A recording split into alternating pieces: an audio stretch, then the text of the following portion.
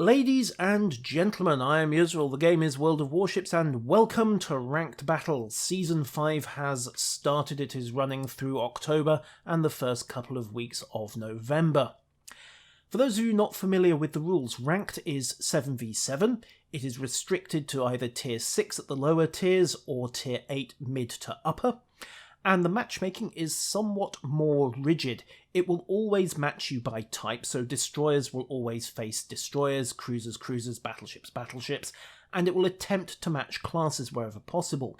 So as you can see here, it's paired North Carolina with North Carolina, Tirpitz with Tirpitz, Amagi with Amagi, a pair of Fubikis with a pair of Fubikis. And it's had to use a Tashkent to match against a Benson, it's had to use a Bismarck against a Tirpitz, but you can't have everything. It's also worth noting that there are only 2 control points in Ranked, otherwise the game gets too spread out. So what generally happens is that the majority of the team, in this case our battleships, myself and Panzer Battalion Stab in his Fubiki, are going to head for point A by more or less mutual consent, it's the closest one, while Sene in his Fubiki is heading up to point B. He's going to be scouting, he's also going to be doing a little bit of harassment and trying to jam the enemy cap if he possibly can. We'll just kick back over to my view of the battle for a moment. So, the enemy of course are going to be trying to do much the same thing, except their main force may very well be heading for B, which means Sene could be in for a short but interesting battle. We have our first contact, however, Uftar in his Amagi, and Lord Nudie pops up in the North Carolina, and he and Beck 73 exchange a bit of long-range fire. Interestingly, Nudie fired first, which implies he knew where Beck's was, which means destroyer in midfield that we can't see yet. Stub has hit the border of the control point, he's popped a single round of smoke, turned broadside and stopped, which is going to get him killed in about a minute. Meanwhile, I am motoring as hard as I can for this island. No, I've not decided to have an impromptu beach party, there's no decent beach on that island for a start.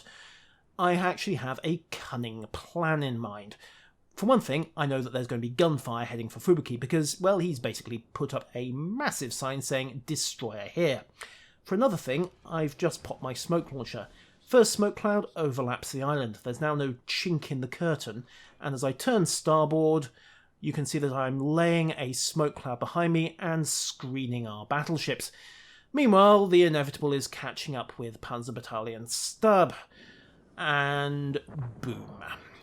2 Type 93 torpedoes from one of the enemy Fubikis pretty much does for him. Ladies and gentlemen, I repeat the ancient moral, smoke attracts torpedoes, for God's sakes, don't sit still in it. Speaking of torpedoes, I have got a very long-range shot against the enemy battle line. Tube 1 out, Tube 2 out, and yes, they were at 10.2 kilometers. Don't worry, that's going to solve itself. Get eyes on the enemy Fubuki that did for Stub. First volley falls a little short, second volley comes down. I don't think he's got concealment expert since I got the first look and the first shoot on him, but get 2 broadsides in, Tirpitz rips up the water around me, and Donfingo 2014, down 2,000 health for no reply, thinks better of it and pops his smoke. Now, remember those torpedoes I dumped when they were still out of range? Yeah, the enemy of course is sailing towards us, so he's closing the range, and torpedoes, well, they kind of just run their 9,200 meters, give or take, and in a couple of seconds... Ooh, there we go. Yeah. If the target is closing, that essentially extends the range, sometimes quite considerably, as Hevito has just found out. So he's eaten 4, and then he eats a full broadside from the North Carolina, and that's the end of the game for him. Meanwhile, Sene has found 2 of the enemy destroyers. I know the third one is hiding in this smoke cloud. Now, I do something extremely stupid here, and I'm lucky to get away with it. I'm working on the reckoning that the Bucky has stopped, turned round, gone north, and tried to get a flank shot at the battleships. It's what I'd do in his position. Of course, then I'd still be motoring north at extreme speed. There's my detection wing. Nothing else is close enough to see me, so it's got to be the Bucky in the smoke. but he's taking his time, which means he's cranking his guns round.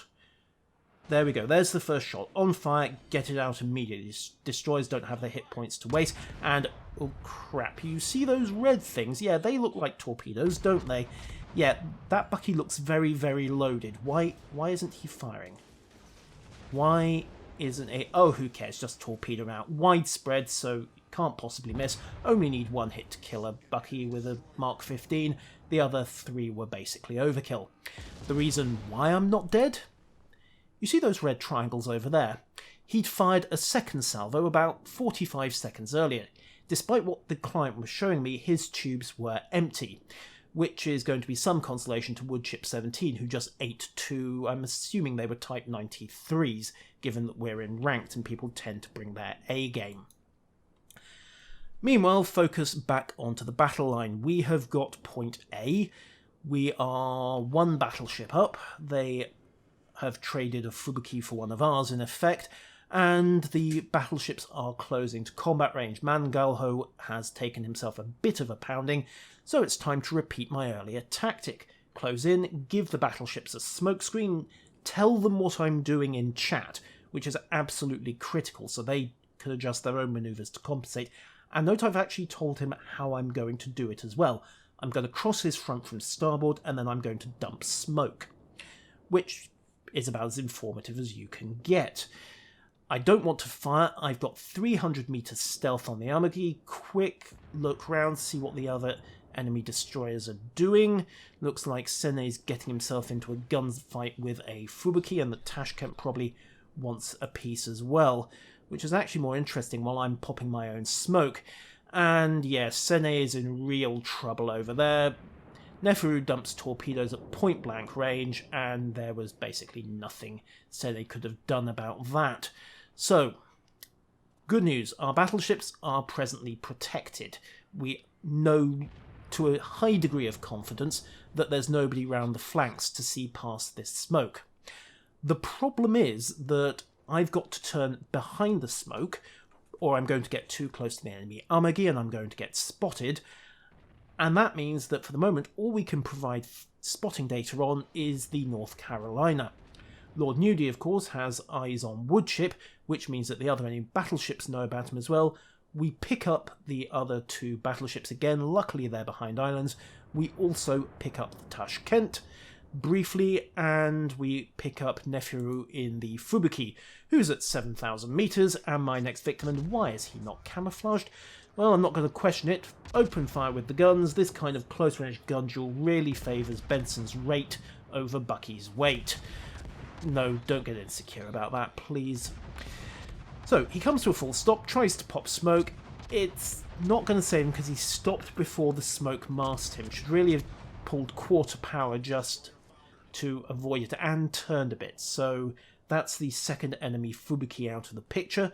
We know roughly where the Tashkent is. He's in this smoke cloud to the northeast, and he pops up again trying to motor.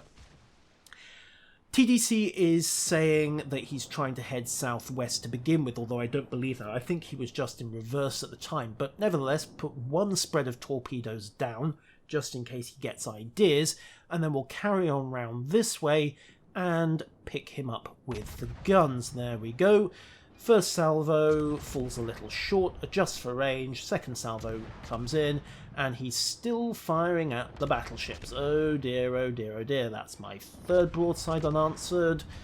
4th broadside, he's turning away, number 5 is out, and that's the end of the enemy destroyers.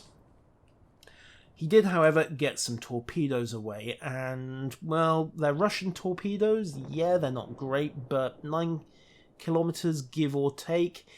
Yeah, they're probably going to run out of steam, literally, before they get to Woodship. Not that that's gonna help Woodship very much, because he's only on 2,000 health. He's a 1-hit for any of those battleships' main battery guns.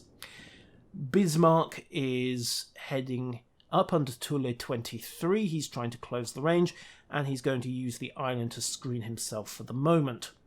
Woodship finally bites the dust, courtesy of main batteries, and as I skid past the Tashkent, no, I'm not running away, I'm trying to grab B, because it's now 2 battleships and a destroyer against 3 enemy battleships. and it's 1 cap point each. We're only about 35 points up, so we really, really need this second control point. And since I know I'm not going to get any nasty surprises, like, say, an enemy destroyer popping up, because, hey, they're all dead, I can toddle over, grab the cap point, and get ourselves some extra points in relative peace and quiet. The downside, of course, is that I'm not in a position to do anything about Rohit Destroyer in his Terpetes. And it's at this point that Mangalho gives Tule 23 what is, frankly, some rather bad advice. He tells him to stop and wait for the battleships to come around the corner to him. A couple of problems with this. First off, Tule 23 is in a Terpetes at close range. He has torpedoes and stationary battleship, low speed, main batteries pointing somewhere else, and secondaries locked onto Uftar by the looks of it.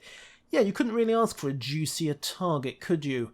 He takes a couple of big hits from main batteries, and then Rohit comes round the corner, says, "Hi there," and puts Terpetes' G7s in the water, 4 out. Only 2 of them are going to hit, because Tule does manage to move a little, but it's enough to finish him off. So now it's 1 battleship and 1 destroyer against 3 enemy battleships, and they were briefly 1 point ahead on damage. But we've got both control points, so we are starting to claw our lead back very, very slowly. B's grabbed, that's nice and safe, so now it is back over to try to salvage something with Bex 73, who has got, well, 1 North Carolina, half an Armageddon, half a Terpetes coming at him. Those are not good odds for an Armageddon. If he was a Terpetes, maybe he could try it, maybe he could try to exploit that Turtleback Citadel and drag them out one at a time round the islands, but he's in an Armageddon. All he can really do is put his stern to the enemy and run like hell. Because if he tries to get into a gun duel, well, he's outgunned, what is that? 2, almost 3. Basically, it's just shy of 3 to 1, because Terpetes only has 15-inch guns if you factor in rate. So, however, they're all looking his way, which means I've got a decent shot on my torpedoes. I have no idea why I fired so far behind the TDC bearing for Rohit Destroyer. I think I might have been aiming for Lord Nudie at the time, but it's just some interface weirdness on the replays. Rohit gets into the cap point for A, starts capturing, which means he is not only grabbing the point back, he's interrupted our score. I'm about to hit this island, so very quickly pop out a single snapshot. And while a couple of rounds go over and I have blown my position, enough rounds hit that it resets the cap, more or less, and delays the enemy starting to take advantage. Downer, of course, is that I have just blown my position, so Lord Nudie starts a portside turn. Whether he was anticipating torpedoes, going for B, or just wanted himself some destroyer booty, I will never quite figure out, but he soaks a big hit from Bex 73, drops himself down to 35,000 hit points. The torpedoes sail harmlessly off into nowhere, and with no real room for stealth firing and no immediate cover, I can't actually justify trying to interrupt the cap again. So they're going to get A. Nothing much I can do about that without jeopardising myself. On the bright side, we are now 200 points ahead from that brief period of having both caps, so solid advantage us. Nudie again starts another turn. Now, at this point, I think he was wondering if I'd doubled back and was trying to get a sneaky torpedo shot in on him. Well, I am trying to get a sneaky torpedo shot, but it's not because I've doubled back. He may also have been trying to head for B. I wasn't a mind reader, but when he decided to sail round this island and basically put his back against a wall so he couldn't manoeuvre, I basically said, "Thank you very much," lined up a torpedo shot, and with my tubes about to come back, started rubbing my hands. Launch 1, launch 2. Detection is again locked onto Rohit Destroyer, that's not where it was at the time. And, well, there's not a lot that Lord Nudie can do about it at this point. He's still oblivious. and we'll just kick over to my view for the moment because I was actually watching this, and I will happily admit I was salivating at this stage. And you can actually see the moment he realises that he's, well, frankly doomed. He slams the rudder over to port, pulls on reverse power, and basically runs himself aground. A little bit of tactical beaching. He's trying to present as small a profile to the torpedoes as he can, and it almost works. Almost, sadly, only counts when you're being sportsmanlike. So that's the North Carolina gone. We are now 300 points ahead, 1 cat point each, and frankly, even if we lose Beck 73 in the Armagie at this point, it doesn't matter all that much. Unfortunately, we are going to lose Beck 73's Armagie because, well, in order to get the North Carolina, I've had to get way out of position. I don't have a torpedo shot at all. Uftar gets his 3rd kill of the match, well done to him. And that is actually pretty much it for the game. Uftar's only on 5,000 hit points at this stage from the exchange of gunfire, but, well, we're 200 points up. We both have 1 cat point. There's nothing the enemy can do to get back to B in time, and the only way we can lose the game is if I do something stupid like, say, getting greedy and firing my guns. And the enemy are not being so obliging as to give me a torpedo shot, so that's essentially what happens.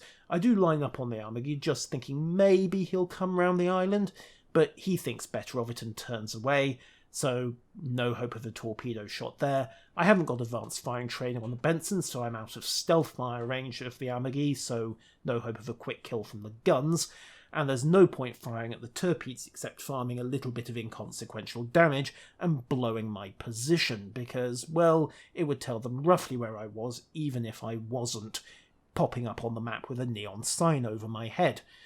And with the timer ticking down, that was how the match ended. 115,000 damage, 9 torpedo hits. Just because the torpedoes don't say made in Japan at tier 8 doesn't mean they're garbage. A high caliber and a devastating strike. Not too shabby for a day's work, ladies and gentlemen.